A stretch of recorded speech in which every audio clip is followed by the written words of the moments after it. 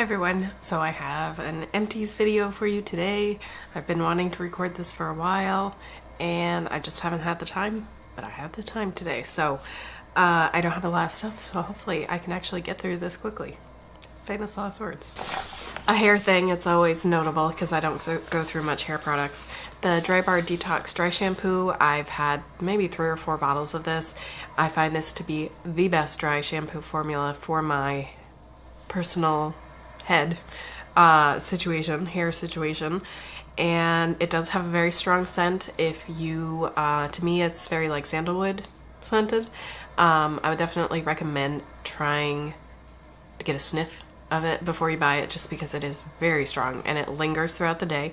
I didn't like it at first, but I kind of came around to it and it works so well for me that probably helped get me okay with it.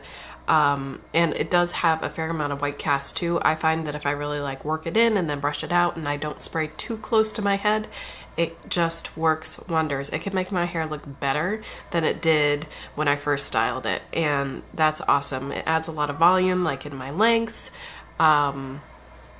and it really lasts all day. That's another thing that's really notable, is it's not, some of them I find like it will look good for a couple hours, but then it's just like looking super greasy again. This will keep it looking fresh for me all day. So I try to use it a little sparingly because it is very expensive. It's like around $25, I think, and you only get 3.5 ounces. So very expensive, but for me it is worth it. I will buy it again. So I finished these two guys. This is the full size of the Garnier Skin Active Micellar Water, and the original pink, and also a travel size. This one came in a Target beauty box, and I really like this. I have repurchased it. I like it just as well, or possibly better, than Bioderma. I appreciate that it doesn't have a scent. It removes makeup well. I don't use it for like a daily makeup removal type thing. It's for me like cleanup after I wash my face and I still have some like eyeliner residue. I also use it like on a cotton pad if I need to take off my makeup during the day because it looks so terrible, and reapply my foundation, which happens more often than you would think, more often than I would like. The hole on the travel size one is a little bit bigger than the hole on this one. Kind of notable, a little strange.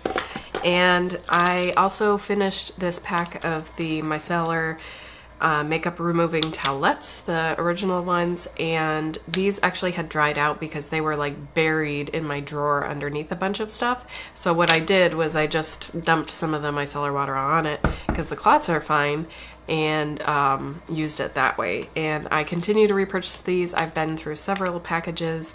Again, I don't remove my makeup with this stuff because I just use like some sort of face wash and wash my face in the shower to take my makeup off. But these are more of like a taking off my makeup because it's looking awful. I'll be right back. And I have a couple more skincare. The Paula's Choice Hyaluronic Acid Booster with ceramides. You get 1/2 ounce. I was using this in the morning and the evening. I really felt like it helped my skin stay moisturized without having to put a ton of like really heavy moisturizer on it.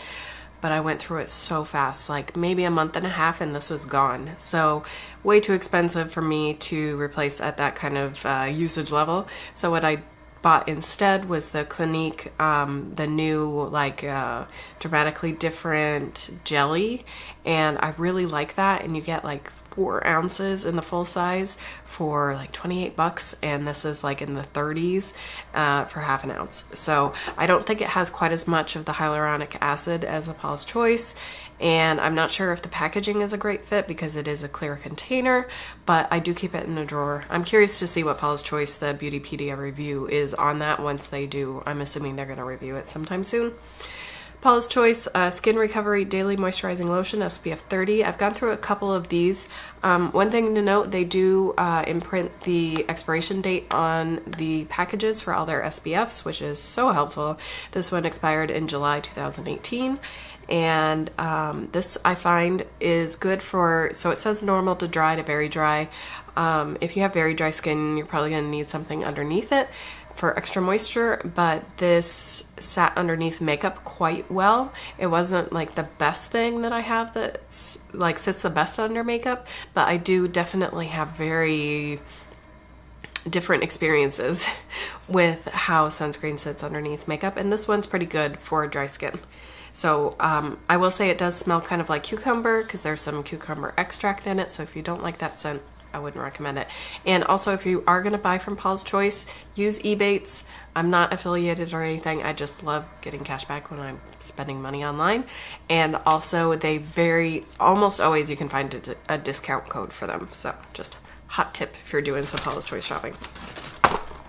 They have some affiliate program, but it's like really intense. You have to apply to it, and then it's like a real deal affiliate thing as opposed to just like a code where I can, a link I should say, that I could give you that will give you a discount and give me some sort of kickback. They don't have, they used to have something like that, but now they have some like really convoluted affiliate program, and it kind of like weirded me out, so that's why I have not applied to that. Let's see. I think these are the only things left. So the Benefit Roller Lash mascara, I like this more than I was expecting. I really like the kind of comb on it, and I feel like it performed consistently for a long period of time. It wasn't getting like all dried out and then it got better and then it was chunky and whatever. Only at the very end it started to get a little clumpy, and it reminds me a lot of CoverGirl Clump Crusher, but the formula, I think the bristles are maybe a little bit longer, and I feel like the formula gives me more product on my lashes the first coat, so it's a lot easier for me to build up volume. I don't know if it really helped as far as curl goes. My lashes are naturally curled enough that I don't bother curling them, and I didn't really notice any sort of difference, but I also don't really pay attention all that much. I feel like my lashes always look like my lashes. I don't think I would buy that full size. It came with a gift with purchase at Ulta is where I got it, and I really enjoyed using it, but I don't think I would purchase it full size. I'm really reluctant to buy mascaras, high-end mascaras, just because they're so expensive and you go through them so fast. A lip gloss. Exciting. I haven't finished a lip gloss in a really long time. This is the Buxom full-on lip polish. No, full-on lip cream in White Russian, so it's kind of like a cult classic. I got this in a gift with purchase. No, I think it came in a set. And it's just like a deluxe sample size. It's a fairly pale, kind of a light, maybe beigey pink color, and it does have a super strong like minty scent that lingers. It makes your lips feel cool. It kind of gives the sensation like you just brush your teeth. I feel like this sits on top of other lip products pretty well and doesn't immediately break them down and make them collect in your lip lines, which is the experience I have with some glosses. But that one doesn't have, this one does not do that to me. I don't find it super plumping, but I do like the color and how it wears. I don't feel like it makes my lips sore after I wear it, which is also something I encounter with some glosses, so it's nice. I have a little itty bitty mini that came with a gift with purchase, and when I finish this one, I'm not sure. I don't know if I would buy it because the tube of lip gloss is pretty big and it's expensive, and I don't know. We'll see. Once I haven't had it for a while, maybe then I'll decide it's actually worth buying or not. I don't know. So I think that's it. That's everything that I wanted to talk about. Hooray! I got this done so quickly. On my face, quickly, I'm wearing the Ofra liquid lipstick in Coven. This was part of the Nikkietutorials collection. I don't know if they still sell this shade. I'm pretty sure they still sell Nude Potion. This scent on this, I'm not sure what it's supposed to be, but it's so delicious. Like whenever I put it on, I'm just like, oh yes. Oh, it's so good. And the formula is really fun. I feel like this is the only metallic lip that I feel comfortable wearing. It's a really intense color, but I feel like it looks really pretty and it doesn't accentuate all the lines of my lips and whatnot. Foundation, I'm wearing the NYX Can't Stop Won't Stop in Pale and Light Porcelain. I mixed probably 2/3 to 1/3. I still feel like it looks a little white, so next time I'm going to try just straight half and half Light Porcelain and Pale and see how that goes. And on my eyes, I have the old formula of the Wet n Wild Comfort Zone. Throwing it back, because today Thursday. It's Thursday, yeah! And on my highlight, like the highlight like right up here close to my eyes, that is the, what's it called? Makeup Revolution, their liquid highlighter, and it's in Luminous Luna. So it is very much just like a white, straight white highlight, because I felt like since my foundation was looking so pale, I first went in with the Laura Geller Golden Rose, but it just seemed like there was too much of a contrast between my concealer and then my cheeks. It seemed like everything was a little dark, and then my concealer was really light, and so I went for a much lighter, more white highlight to try to balance it out, and I feel like it looks really pretty. They're not quite as easy to use as the Cover FX Custom Enhancer Drops, because it has a little bit more of like a lotiony texture. So I find the Cover FX, you can use a sponge and tap it on and not have a problem. I've had some issues using a sponge applying the Makeup Revolution version, but they do work really well over powder even. Just applying it with your finger, just kind of gently tapping it in. It looks really nice. It doesn't make your foundation patchy or lift. It's really good if you're interested in those Cover FX ones, but the price is way too high, which is true. Those things are so expensive. Definitely recommend the Makeup Revolution, because those are $9, I think. They're very affordable, and you get a lot of product, and I find they mix into other foundations really nicely, so I'm a fan.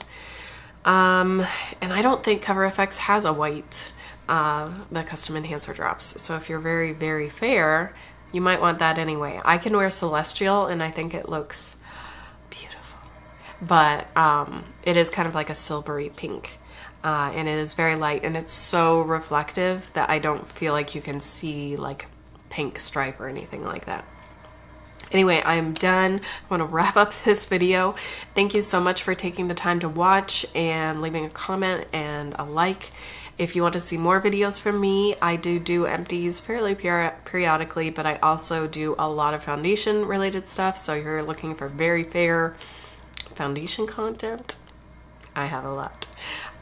Let me know if you have finished anything up recently and if you would repurchase it or buy something else instead.